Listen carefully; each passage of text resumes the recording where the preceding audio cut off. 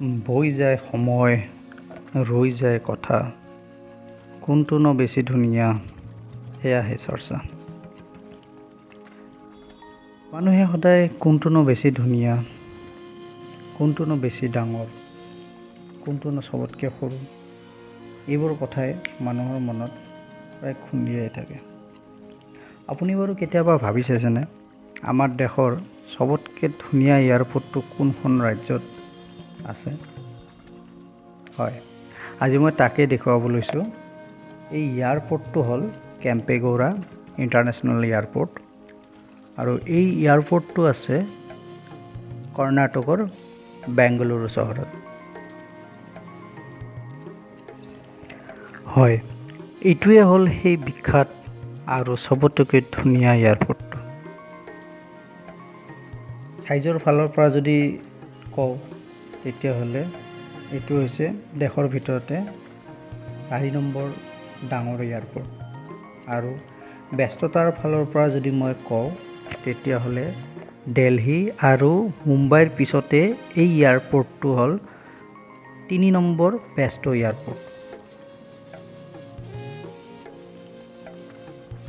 চাফ চিকুণৰ কথা নক'লেও আপুনি দেখিয়ে গম পাইছে। ইণ্টাৰেষ্টিং কথাটো হ'ল আপুনি টয়লেট ব্যৱহাৰ কৰাৰ আগত আৰু ব্যৱহাৰ কৰাৰ পিছত মানে দুবাৰ লগালগ চাফা কৰে।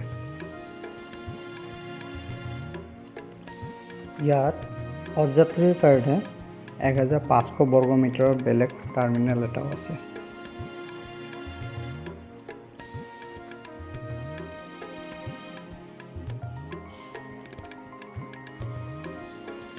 2016 চনত ইয়াৰ পৰা 22.2 মিলিয়ন মানে 2,22 লাখ মানুহ ইয়াৰ পৰা যাতায়াত কৰিছিল, যিটো নেকি এটা ডাঙৰ ৰেকৰ্ড। এইখিনি হ'ল এয়াৰপৰ্টটোৰ অফিচিয়েল ডিটেইলছ, যিখিনি আপুনি গুগল চাৰ্চ কৰিলেও ধুনীয়াকৈ পাই যাব। এতিয়া আহোঁ মোৰ ব্যক্তিগত অভিজ্ঞতালৈ। ইয়াৰ ভিতৰত সোমালে লাগিব যেন আপুনি কোনোবা ৰজা মহাৰাজাৰ ৰাজপ্ৰসাদত এণ্ট্ৰি কৰিছে। আপুনি যিফালে চাওক চকু থৰ লাগি যায়। আৰু ইয়াত যিবিলাক ডেক'ৰেশ্যন কৰা আছে মানে কি গছবোৰৰ কথা কৈছোঁ, যিবিলাক আপোনাৰ ৰাখি থোৱা আছে বা সজাই থোৱা আছে, এই গোটেইখিনি আপোনাৰ ৰিয়েল হয়, আৰ্টিফিচিয়েল এটাও নাই।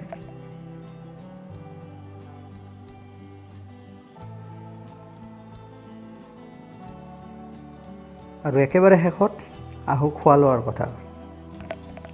খোৱা লোৱা পৰাপক্ষত বাহিৰতে খাই আহিব, নহ'লে যদি আপুনি বাহিৰত খাই নাহে, ইয়াতে আপোনাৰ একাপ কফিৰ কাৰণে আপুনি ভৰিব লাগিব 450 টকা। এইটো হ'ল একেবাৰে মিনিমাম ৰেট। আৰু কেক বা তেনেকুৱা ধৰণৰ যি বস্তু আছে আৰু এইকেইটাৰ কাৰণে আপুনি ভৰিব লাগিব 500 পৰা 600 টকা। গতিকে খোৱা লোৱাটো বাহিৰত কৰি অহাই ভাল। একেবাৰে শেষত একেবাৰে গুৰুত্বপূৰ্ণ কথাটো হ'ল এইটোৱে যে আপুনি যদিহে বেংগালোৰ চিটিৰ মাজমজিয়াত তেনেকুৱা জেপি নগৰ, জয়ানগৰ, MG ৰোড এইবিলাক এৰিয়াত যদি থাকে আৰু আপোনাৰ ফ্লাইট যদি ৰাতিপুৱা 10টামান বজাত হয়, তেতিয়াহ'লে আপুনি তাৰ পৰা ৰাতিপুৱা 6টা বজাত ওলাবলৈ নাপাহৰিব। কাৰণ বেংগালোৰ চিটিৰ যিটো ট্ৰেফিক, সেইটো খুবেই ভয়ংকৰ ট্ৰেফিক হয়। গতিকে আপুনি আগতীয়াকৈ আহিলে তেতিয়া সেই সমস্যাটো নাথাকিব।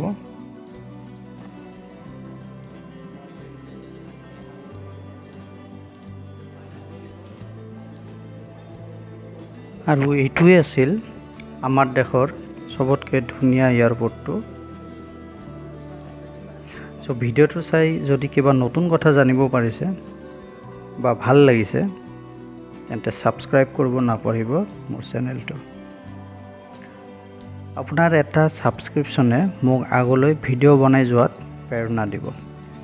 জয় আই অসম।